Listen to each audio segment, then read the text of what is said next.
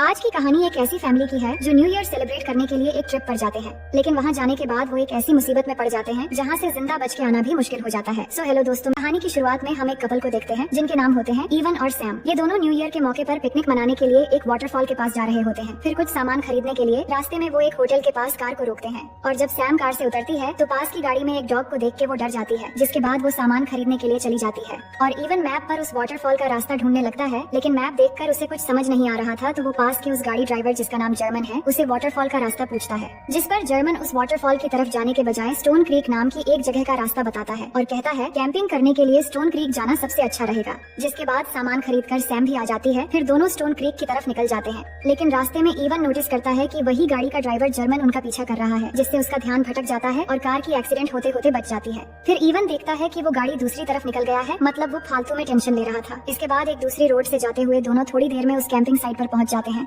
लेकिन वहां पहुंचकर वो देखते हैं कि यहाँ पर पहले से ही एक कार खड़ी हुई है। तो दोनों उस कार को इग्नोर करके थोड़ा आगे जाते हैं जहाँ पर वो अपना कैंप लगाएंगे, लेकिन पास में ही एक कैंप पहले से लगा हुआ था, जिसे देखकर उन्हें लगता है कि शायद कोई और लोग भी यहाँ कैंपिंग के लिए आए हैं जो कहीं आसपास घूमने गए होंगे। जिसके बाद वो भी अपना कैंप लगा लेते हैं। फिर इवन रात को आग जलाने के लिए लकड़ी इकट्ठा करने यहाँ से थोड़ा दूर जाता है, जहाँ उसे एक बच्चे की टोपी मिलती है, लेकिन उसे लग रहा था कि शायद किसी बच्चे ने फेंक दी होगी, तो वो इग्नोर कर देता है और वापस कैंप में आ जाता है। फिर शाम होते ही वो आग जलाते हैं और एक दूसरे से बातें करने लगते हैं। वहीं दूसरी ओर न्यू ईयर पार्टी एंजॉय करने के लिए जर्मन और उसका भाई चुक एक बार में जाकर ड्रिंक करते हुए दो लड़कियों के साथ बातें कर रहे होते हैं और उसी दौरान चुक फोन से दोनों लड़कियों की फोटो लेता है, लेकिन उसकी ये हरकत देखकर जर्मन को बिल्कुल भी पसंद नहीं आता। फिर जब दोनों वॉशरूम जाते हैं तब जर्मन चुक से वो फोन लेकर जमीन में पटक कर तोड़ देता है और उस पर गुस्सा करते हुए कहता है कि अगली बार ऐसा मत करना, तुम्हें पता है ना ये फोन किसकी थी, तुम्हारी इन्हीं हरकतों की वजह से मैं पिछली बार बहुत सालों तक जेल में रहा। ये कहकर जर्मन वहाँ से चला जाता है। अब असल में ये फोन किसकी थी ये हमें कहानी में आगे पता चलेगा। अब जैसे ही काउंटडाउन करके न्यू ईयर शुरू होता है तभी चुक एक लड़की को जबरदस्ती किस करने लगता है, जिससे वो लड़की उसे गाली देकर वहाँ से चली जाती है।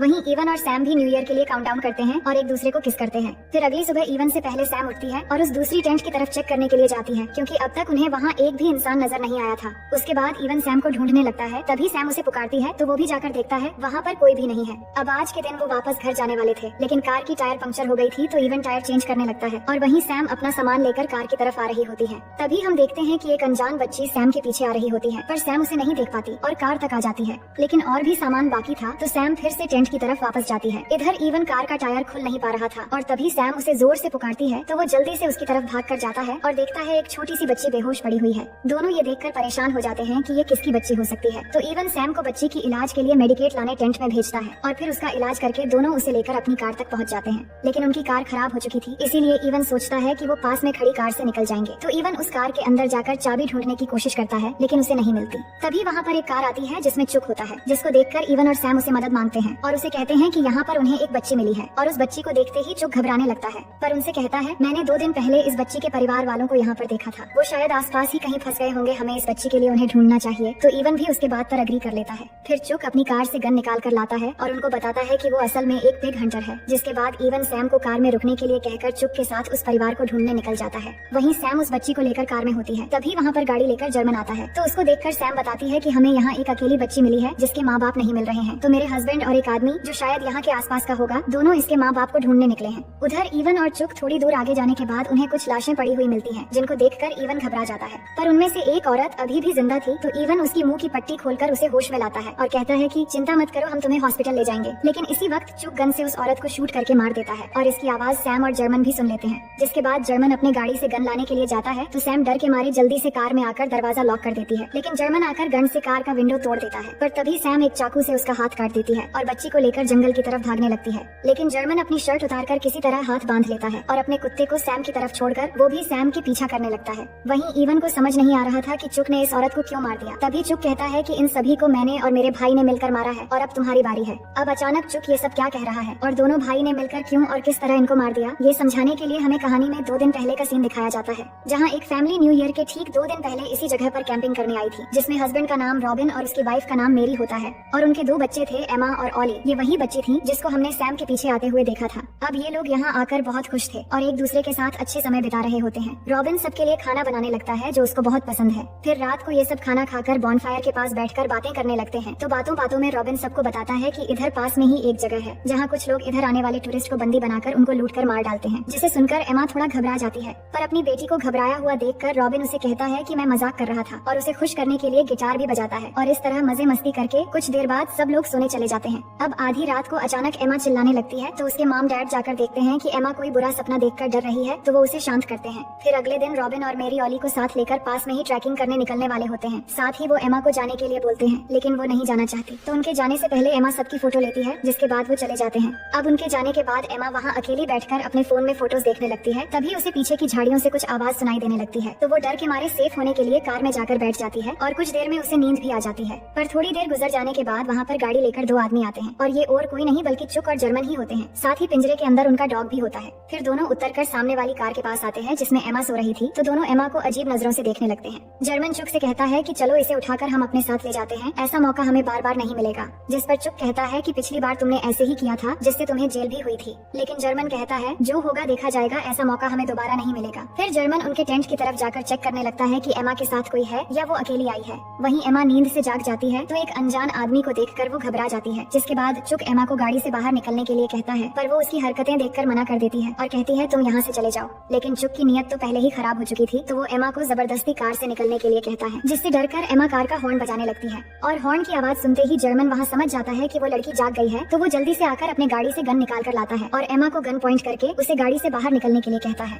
उधर हॉर्न की आवाज एमा के मॉम डैड भी सुन लेते हैं और उन्हें लगता है कि शायद एमा कोई मुसीबत में है, तो रॉबिन जल्दी से एमा की तरफ बढ़ने लगता है। वहीं एमा गन की वजह से डरते हुए गाड़ी से बाहर निकल आती है। तभी यहाँ रॉबिन भी अपनी बेटी को बचाने के लिए पहुँच जाता है, लेकिन उसी वक्त जर्मन रॉबिन को मारकर बेहोश कर देता है। उधर मेरी ऑली को सेफ रखने के लिए टेंट में एक जगह पर रख देती है और फिर अपनी बेटी की तरफ भागती हुई आकर चुक के ऊपर कूद पड़ती है और उसके साथ हाथापाई करने लगती है। तभी एमा वहाँ से भागने लगती है, पर जर्मन उसे भागने से रोक लेता है और कहता है कि अगर तुम यहाँ से भागी तो मैं तुम्हारे मॉम डैड को शूट कर दूंगा। तो एमा रुक जाती है। जिसके बाद दोनों भाई उन तीनों के हाथ और मुंह बांधकर जंगल के अंदर एक जगह ले जाने लगते हैं और वहाँ ले जाकर उन्हें बांध देते हैं। जिसके बाद दोनों उन्हें बहुत ही ज्यादा टॉर्चर करते हैं। फिर थोड़ी देर बाद चुक एमा की फोन लेकर चेक करने लगता है और ये वही फोन होता है जो न्यू ईयर वाली रात चुक उन लड़कियों की तस्वीर ले रहा था। तो एमा की फोन में चुक को एक तस्वीर दिखता है जिसमें एमा के परिवार के साथ एक छोटी बच्ची भी होती है। तो वो जर्मन को भी वो फोटो दिखाता है। जिसके बाद जर्मन मेरी से पूछता है कि ये बच्ची कहाँ है, पर मेरी उसे कुछ भी नहीं बताती। इसके बाद जर्मन और चुक दोनों मिलकर रॉबिन के सर पर एक बियर केन रख देते हैं और एक शूटिंग गेम खेलने लगते हैं। लेकिन रॉबिन डर के मारे कांप रहा था, जिससे केन नीचे गिर जाती है। तो जर्मन जाकर फिर से केन उसके सर पर रखता है, पर इस बार भी केन गिर जाता है, जिससे चुक गुस्से में आकर सीधा रॉबिन के सर पर शूट करके मार देता है।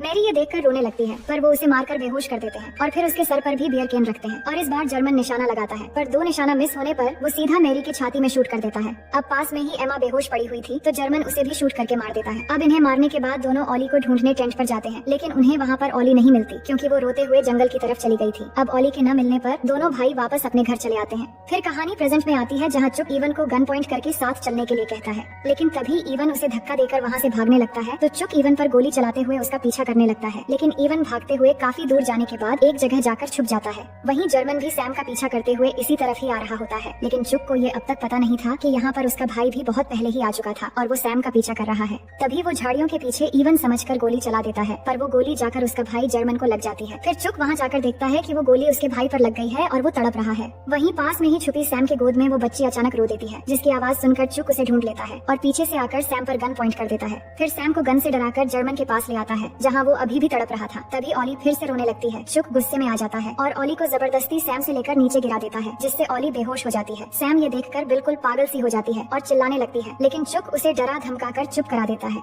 वही इवन भी पास में ही छुपकर ये सब देख रहा था, लेकिन वो कुछ नहीं कर पा रहा था। इधर गोली लगने की वजह से जर्मन भी तड़प रहा होता है और तड़पते हुए चुक से कहता है कि मुझे गोली मार दो, मैं और सहन नहीं कर सकता। इसलिए न चाहते हुए वो जर्मन को और एक गोली मारकर पूरी तरह जान से मार देता है। इसके बाद वो सैम को वहाँ से ले जाकर एक पेड़ से बांध देता है और उसे टॉर्चर करना शुरू कर देता है, ताकि उसकी चीख सुनकर इवन बाहर आ जाए और वो दोनों को यहाँ पर मार दे। लेकिन उसके बार बार टॉर्चर करने पर भी सैम एक भी आवाज नहीं निकालती। वही इवन जर्मन के कमर से चाबी लेकर उसकी गाड़ी से पुलिस से मदद मांगने के लिए चला जाता है, पर गाड़ी की आवाज चुक सुन लेता है। जिसके बाद वो सैम को साथ लेकर कार से इवन का पीछा करने लगता है। लेकिन कुछ दूर आगे जाने के बाद रास्ते में सैम उसके साथ हाथापाई करके कार को एक्सीडेंट करवा देती है, जिससे चुक के साथ साथ सैम भी जख्मी होकर बेहोश हो जाती है। वही इवन पुलिस स्टेशन में पहुंचकर वहां से पुलिस को साथ लेकर सैम की मदद के लिए आने लगता है। अब रात हो चुकी थी और सैम को भी होश आ जाती है, लेकिन वो कार से अभी भी बंधी हुई थी। तभी वो देखती है कि सामने से पुलिस की गाड़ी आ रही है, तो वो कार की लाइट ऑन कर देती है, जिससे इवन और पुलिस को पता लग जाता है कि सैम वहीं पर है। लेकिन पुलिस इवन को गाड़ी के अंदर ही रहने को कहकर 2 पुलिस वाले आगे बढ़ने लगते हैं, पर तभी चुक कहीं से दोनों पुलिस वालों को शूट करके मार देता है और फिर इवन के ऊपर भी गोली चला देता है, जिससे गोली आकर उसके कंधे पर लगती है और वो जख्मी हो जाता है। वहीं सैम ये देखकर किसी तरह खुद को छुड़ाकर एक जगह जाकर छुप जाती है, लेकिन चुक सैम को बाहर लाने के लिए इवन पर गन पॉइंट करके काउंटडाउन करने लगता है, जिससे सैम बाहर आ जाती है। इसके बाद चुक सैम को गन से डराकर ड्राइविंग करने के लिए कहता है। तभी सैम ईवन के पास आकर उसे पूछती है कि ऑली कहाँ पर है, तो वो कहता है कि मैं उसे साथ नहीं ले जा पाया था, वो अभी भी जंगल में है। तभी हम देखते हैं कि ऑली जंगल में अभी भी जिंदा होती है, जिसको जर्मन का वो डॉग पास में बैठकर प्रोटेक्ट कर रहा था। फिर हम देखते हैं कि चुक गाड़ी के पीछे बैठकर दोनों को गन पॉइंट करके जबरदस्ती सैम से ड्राइविंग करवा रहा होता है, क्योंकि एक्सीडेंट की वजह से उसका एक पैर टूट चुका था और वो हॉस्पिटल पहुंचकर इलाज करवाना चाहता था। लेकिन सैम यहाँ होशियारी करती है और अचानक गाड़ी एक्सीडेंट करवा देती है, जिसके बाद चुक जख्मी हालत में गाड़ी से उतरने लगता है। लेकिन उससे पहले सैम गाड़ी से उतरकर चुक को मारने लगती है, पर चुक किसी तरह अपना गन लेने की कोशिश करने लगता है और तभी सैम एक पत्थर से चुक के सर पर मार मार के एकदम उसकी जान ले लेती है। अब कहानी के आखिर में हम सैम को हॉस्पिटल में देखते हैं, जहाँ पर उसकी होश आती है। फिर वो किसी तरह वहाँ से उठकर ईवन के पास जाती है, जहाँ जाकर देखती है कि ईवन को भी होश आ गई है, जिससे वो एक सुकून की सांस लेती है। और इसी सीन के साथ ये कहानी यहीं पर खत्म हो जाती है। तो दोस्तों, मैं उम्मीद करती हूँ कि ये कहानी आपको बेहद पसंद आई होगी।